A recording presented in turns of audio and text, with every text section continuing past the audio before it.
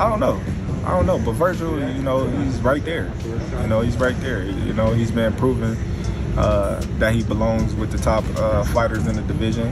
And, who knows, a couple of fights or next fight or whatever the case may be. Terence Crawford has officially answered Vergil Ortiz Jr.'s call-out following Ortiz's win over Erickson Lubin.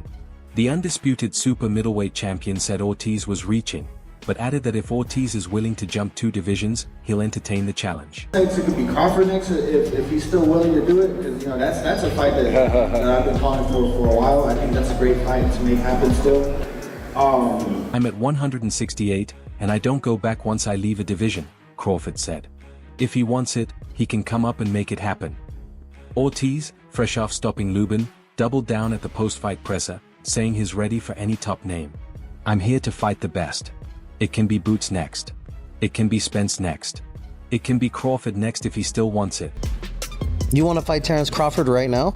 I would love to fight him, man. I think he's like probably the #1 pound for pound fighter right now. Do you think he's out of his peak? No. Or is he in his peak now? I think he's in his peak.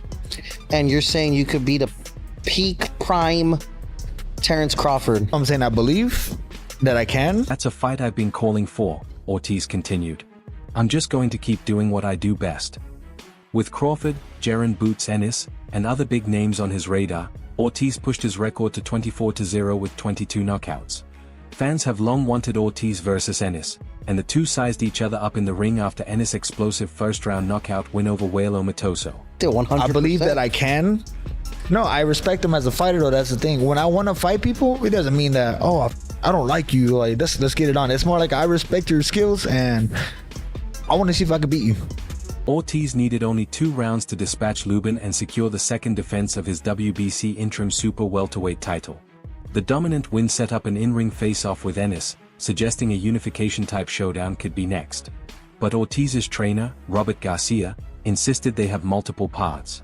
We're ready for anybody, he told SB Nation. Division. Both, it would do really good numbers on pay-per-view, because they should put it on pay-per-view. I think it would do really good numbers on pay-per-view, and the gate would be... Sebastian Fundora is our mandatory, and would love that fight too, Garcia said. Spence was here. Jermall Charlo was here. Boots was here. Any of those fights could happen. We're ready. Ortiz holds the WBC interim title at 154, while Fundora is the full champion. A unification makes sense, but Fundora remains linked to Keith Thurman. Garcia still expects Ortiz's next fight to headline a major pay-per-view. And you named your GOAT as Bud Crawford, and I think a lot of folks are surprised, because it's obviously a contemporary, somebody called out in the past. Why did you rank him as your GOAT? Well, I think this is gonna sound there was a little bit of a misunderstanding. I thought I could only choose one person for GOAT. So this is the perfect moment for Vergil, a Mexican-American, to become a pay-per-view star, Garcia said. Boots, Spence, Charlo, Fundora, Xander Zayas, they're all huge fights. Eddie Hearn and Ennis were ringside for Ortiz versus Lubin, a move Oscar de la Hoya criticized. I told Eddie and Boots not to come, they'd be scared after seeing Vergil live, de la Hoya claimed. And as well, and then one of those fights, Crawford was there in the corner, and you were calling him out. You were saying, hey, I will take a fight, because they asked you, hey, would you like to take a fight with Crawford? Yeah, I would like to take a Crawford with him. And, moving to today, obviously his performance against Canelo, do you feel like a fight with Crawford is closer more than ever now? First I'll answer the question. We'll sit down with Eddie Hearn.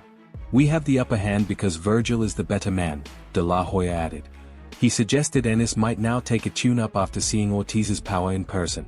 Ortiz, meanwhile, wants the right financial package for a matchup against Boots, widely considered one of boxing's top technicians. The question, is this the fight that you want next? Vergil Ortiz against Boots-Ennis. I think this is the fight that has to happen, man.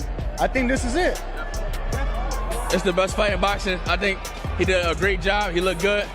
But I'm going to show the world why I'm the best in the world. And I'm going to show his team they've been talking all crazy. This direction surprised many, as some expected Crawford to consider David Benavidez at 168. Saudi official Turki Al-Sheikh floated the matchup, also questioning whether Crawford would stay at super middleweight. Benavidez previously chased Canelo at 168 before moving to 175, and Crawford-Benavidez would be a massive draw. Analysts say that while Benavidez is naturally bigger, Crawford's win over Alvarez makes him the favorite. He's earned it. He is the man right now. He's the top gun. He's, I know you got him, Inoue, and Usyk. They all belong in those three. But Crawford probably just put himself on the top of the hill. It does matter because you said that we're the ones talking. We're not the ones talking. Oh, we started talking after you guys started talking. It's retaliation. It's retaliation. Your manager's talking all crazy. Oscar's talking crazy. It's the time, and I'll make you pay. Still, some believe Crawford may choose to retire. He just became the first male boxer to unify 3 weight classes, is undefeated, has fought nearly every elite name available, and reportedly made 9-figure earnings against Canelo. Many argue he has nothing left to prove. When you look at these fights, especially coming up, you gotta be realistic. You gotta, say, all right, how big is this dude really is? Because David Benavidez, he can fight his ass off, But me personally, I believe him. On his podcast, Teddy Atlas shared his thoughts on Crawford's next move.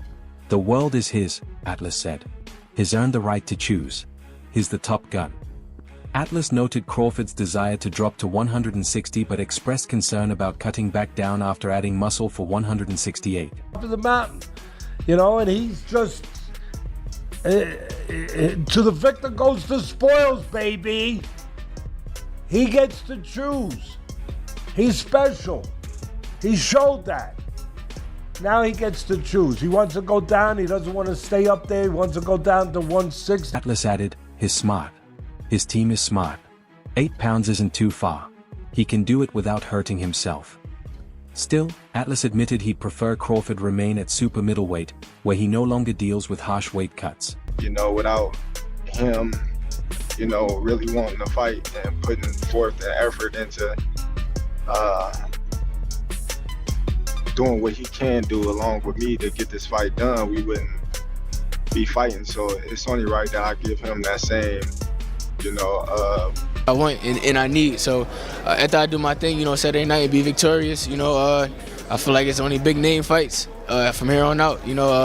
Only main event headlines and pay-per-view pay-per-view fighting. So that's my goal. Your skills against their skills. Matchroom's Eddie Hearn confirmed ongoing talks for Crawford to face former unified welterweight champion Ortiz-Ennis, who is preparing for his 154 pounds debut on October 11th.